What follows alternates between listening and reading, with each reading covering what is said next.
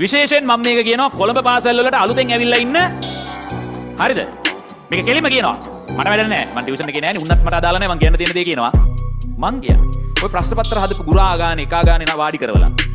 පුළුවන් නම් පොරවල් නම්. ඉස්කෝලේ වල උගන්වන ගුරුවරු පොරවල් නම්.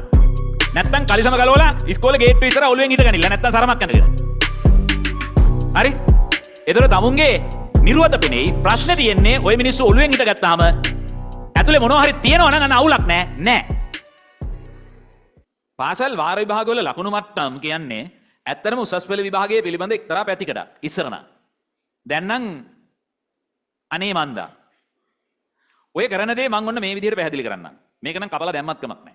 හරිද? ඒ කියන්නේ මේක කියන්න ඕන. මේක ප්‍රසිද්ධිය කතා කරන්න ඕන. මට තේරිලා තියෙන දේ මෙන්න මෙච්චරයි. ලංකාවේ පාසල් වල ගුරුවරු විශේෂයෙන් grade 12 exams මෙච්චර අමාරු කරන්න හේතුව මට තේරිච්ච දේ මම කියන්නම්. මොකද්ද මේ කරන්නේ? මට තේරෙන දේ මේකට කවුන්ට් ආගියුමන්ට්ස් ඕන තරම් එන්න පුළුවන්. මට තේරෙන දේ මෙන්න මේකයි. ළමයා පළවෙනි වාර විභාගයට යනවා ලකුණු ගන්න බෑ. දෙවෙනි එකට යනවා ඒත් බෑ.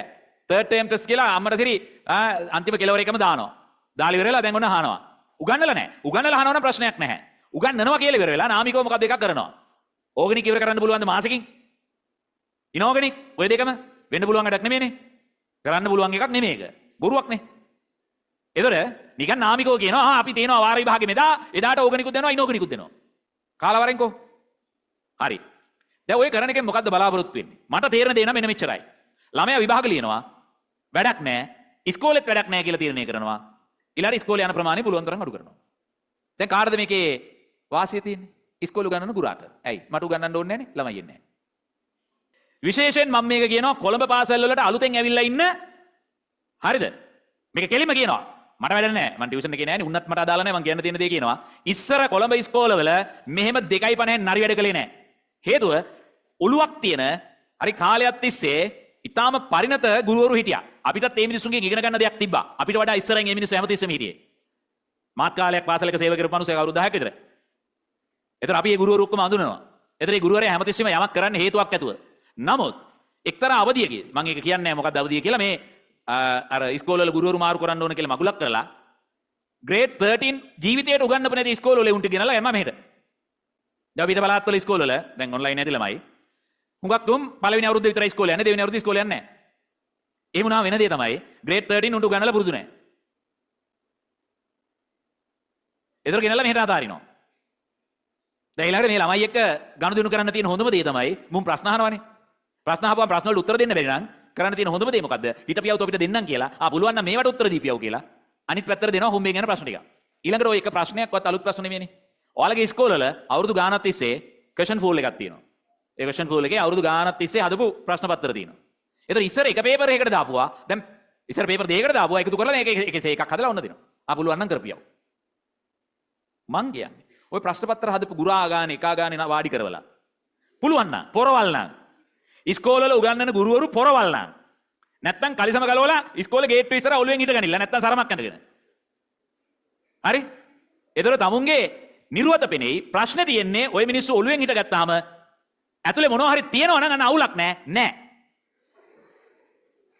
හුඟක් උන් හෙළුවෙන් යන්න බය ඇතුලේ මොකුත් නැති හින්දා. අපි බය නෑ. ඒකනේ මෙහෙම කියන්නේ.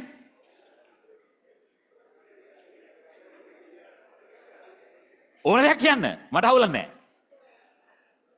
පුළුවන් නම් පැය 3ක් අරගෙන ඕපැය දීලා තියෙන පැය 2යි විනාඩි ගාන හරි පැය 1යි ගාන ඇතුළත ඔය පේපර් එකක් තමුම්ම කරලා හරි මාකින් ස්කීම් එක ඉදිරින් කටපාඩම් කරන් ඇවිල්ලා හරි කමන්නේ. ඒ වෙලාවට එහෙමනේ කරන්නේ උනේ හදන්නේ මාකින් ස්කීම් බුඩු පුළුවන් මේ කටපාඩම් කරන් හරි ඇවිල්ලා ලියන්න. පුළුවන් නම් ඒ වෙලාව ඇතුළත ලියලා ලකුණු 80කට 90කට වඩා වැඩියෙන් අරන් පෙන්නන්න. බෑ. මොකද්ද ඔය කරන වැඩේ? ළමයෙක්ව ඉවැලුවේට් කරාට කමක් නැහැ. මම මේ පරිණත ගුරුවරයෙක් විදිහට කියන්නේ. මේවා මම ජරා වැඩ, නරි වැඩ. ඊට පස්සේ මොකද කරන්නේ? පේරන්ට්ස් මීටින් තියෙනවා. ඊළඟට එනවා අම්මලා අයියෝ සර් අපේ ළමයාට ලකුණු නැහැ නේද? ඔව් නෑ. ඔව් මොකද කරන්නේ? ටියුෂන් යනවානේ. ඔව් යනවා. වැඩක් නැහැ නේ. ඔය ගියාට හරියට කෙරෙන්නේ නැහැ නේ. මට ඉතින් උදව්වක් නම් කරන්න පුළුවන්. කොහොමද සර් උදව් කරන්නේ? නෑ ඉතින් මට ගෙදරට ඇවිල්ලා පොඩ්ඩක් ඔය අඩුපාඩු ටික හදලා දෙන්න පුළුවන්. නැත්නම් මගේ අර ගෲප් ක්ලාස් එකක් තියෙනවා. ඒකට එන්නකෝ.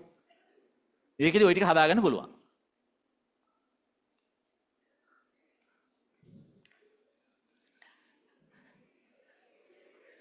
මම වේ කියන්නේ තනිකර මේ ප්‍රකාශවල අයිතිය මට මම වගකීම බාර අරගෙන මම කියනවා. මට අදාළ නැහැ.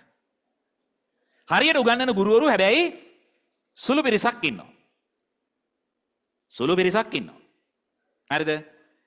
සුළු පිරිසක් ඉන්නවා.